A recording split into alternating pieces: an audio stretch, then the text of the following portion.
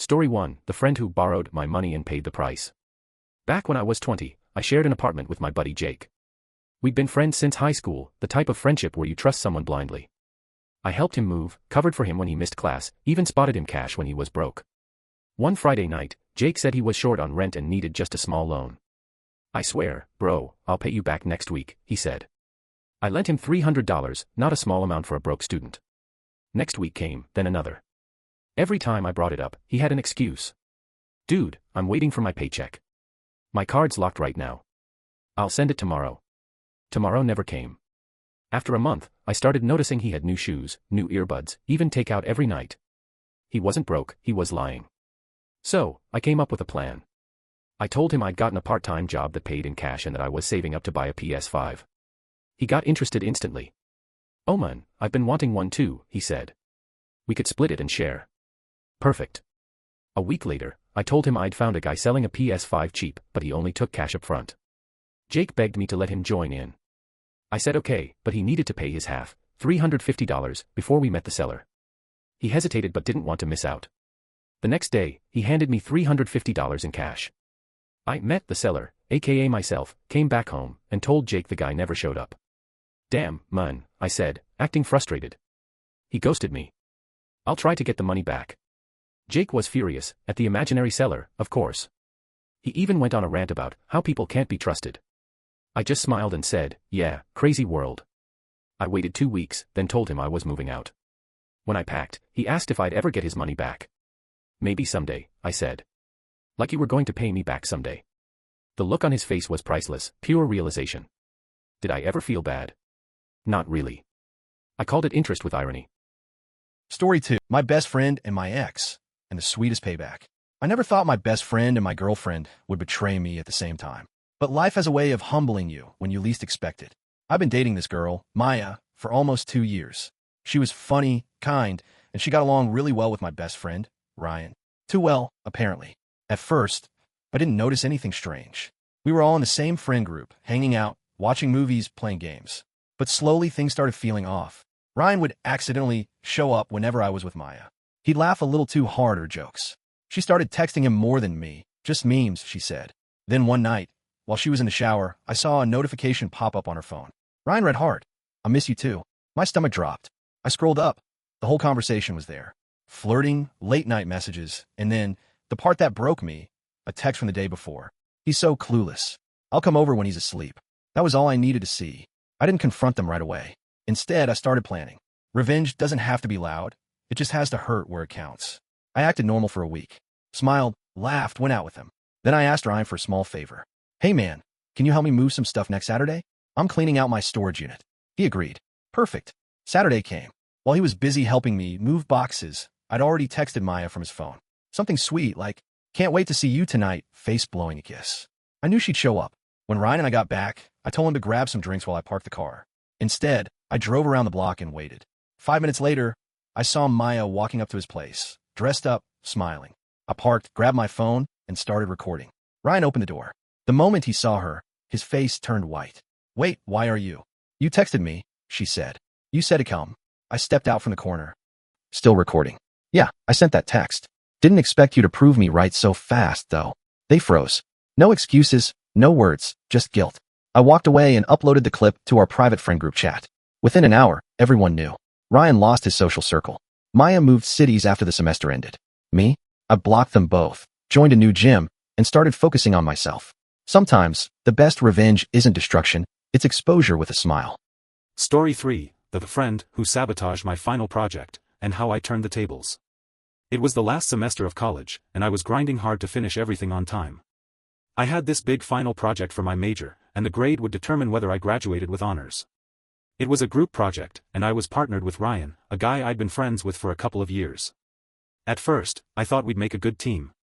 He was a bit lazy, but I always picked up the slack, so I figured I'd just do the bulk of the work, like I had for other group projects. We met a few times to plan and discuss the project, but every time, Ryan would bail last minute. He'd be like, "Bro, I have some stuff going on, I'll catch up later." It didn't worry me too much at first. I was used to handling things on my own, and I figured I could carry the weight. Then, the week before the project was due, I realized he hadn't done a single thing. I checked our shared drive, nothing from him. I texted him. No response. I called him, and he picked up, sounding groggy. "Oh yeah, I'll finish my part tonight, don't worry." But I was worried. I spent the entire night finalizing the presentation, adding all the data, making sure everything was perfect. When the day came to present, I was feeling pretty good about it. But Ryan was nowhere to be found. I sent him a message, asking if he was coming. He replied. I'm not feeling well, man. You got this, right?" I was furious, but I went through with the presentation anyway. I barely slept, and now I was stuck doing the entire thing alone. As I was finishing my section, I noticed something. Ryan had edited my slides, not just by adding random info, but he'd added incorrect, misleading data that completely undermined everything I'd worked on. It was sabotage. And I realized it was intentional. When the professor called on me to explain the incorrect data, I didn't panic. Instead, I just took a deep breath and owned it. I explained the issues clearly and showed how Ryan's contributions didn't align with the project goals. But I didn't stop there. I had recorded all of our group meetings, including the parts where Ryan had promised to help but kept skipping out. I emailed the recordings to the professor, with a detailed explanation of how Ryan had intentionally sabotaged the project. The professor called me in later that week. Apparently, Ryan had been known for doing this kind of thing, and they were now investigating him for academic dishonesty. The best part? Ryan failed the class because of his actions, and I still got a solid A for the project. But that wasn't the real revenge. A few months later, I heard from some of his other friends that Ryan had been trying to drop out and had to reapply to graduate. His reputation took a massive hit. Meanwhile, I graduated with honors, and my work on the project was featured as an example in the department's showcase. When I ran into him at graduation, he tried to apologize, but I just shrugged and said, "You didn't think I'd catch on, did you?" Story 4. The roommate who stole my laptop and got himself caught. When I moved into my college apartment, I thought I'd lucked out with my new roommate Tyler. He was chill, funny, and we got along right away. We played games together, studied side by side, even ordered late-night pizza runs like brothers. But a few months in, things started to change. Tyler began borrowing my stuff without asking. Chargers, headphones, even clothes. It annoyed me, but I let it slide because I didn't want to start drama. Then one weekend, I went home to visit my parents. When I came back, my laptop was gone. The same laptop I used for all my projects, worth more than $1,000. Tyler claimed he had no idea where it went. "Bro, maybe you misplaced it or someone broke in." He sounded too calm. I checked the door, no forced entry. Windows locked. And then, I noticed something. His cheap, old laptop was missing too. He'd lost that one last week. Suspicious timing. I didn't confront him right away. Instead, I acted dumb and said I'd file a report with campus security. That's when he panicked slightly, just a twitch. But I caught it. Later that night, while he was in the shower, I borrowed his spare USB drive that was lying on the desk. I plugged it into my console to check something, and boom, guess what was inside? A folder labeled Work Files that contained my class projects, my essays, and screenshots from my laptop desktop. So I knew he had it. I copied everything, then emailed myself proof. Next, I set up a little trap. The next morning, I told him I had to meet the security office to check the CCTV footage. His face went pale. He left for class early, didn't come back till night. When he did, guess what? My laptop was sitting on my desk. No note, no explanation, just there, like nothing happened. But I wasn't done. I reported it anyway, not to security but to our student conduct office, attaching the proof from his USB. Turns out, he'd been caught before for borrowing items from other roommates. This time, they didn't go easy. He was expelled from the dorms and put on academic probation for theft. When he came to pack his things, he wouldn't even look me in the eye. "You didn't have to go that far," he muttered. "You didn't have to steal my laptop," I replied. The day he left, I locked my door, sat at my desk, and smiled. Justice doesn't always need revenge. Sometimes, it just needs proof. Story 5.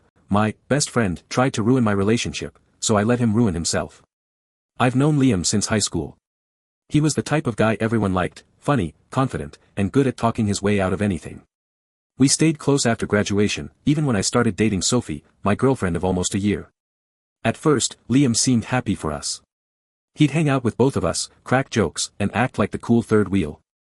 But over time, things started to feel off. He'd tease me in front of Sophie, saying things like, "You sure you can keep up with her, man?"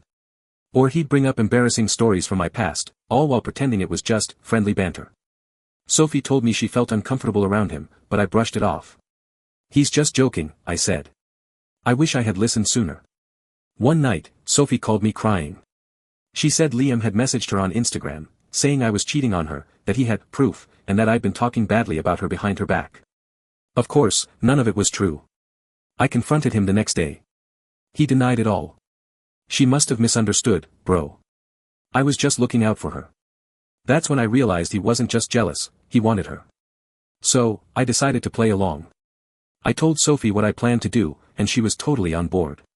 For the next week, we acted distant in public. No more holding hands, fewer messages, no meetups. Liam noticed right away and swooped in like a vulture. He started flirting openly, texting her things like, "You deserve someone who actually appreciates you." One night, I texted him pretending to be heartbroken. "She's ignoring me, man. I think she's done." He replied instantly. "Don't stress it, bro. Some people just aren't meant to be." That was all I needed. The next day, Sophie invited him over, pretending she wanted to talk about her breakup. I waited in the next room, recording everything. He showed up with flowers, acting like a hero, and started talking about how he's always had feelings for her. That's when I walked out. "You always had feelings for my girlfriend, huh?" His face drained of color. "Bro, it's not what it looks like." "Oh, it's exactly what it looks like." He tried to apologize, but I'd already uploaded the audio clip to our friend group chat. Within hours, everyone knew what he'd done. Liam became an outcast overnight, nobody wanted to hang out with a backstabber. Sophie and I worked things out, and honestly, that whole mess made us stronger.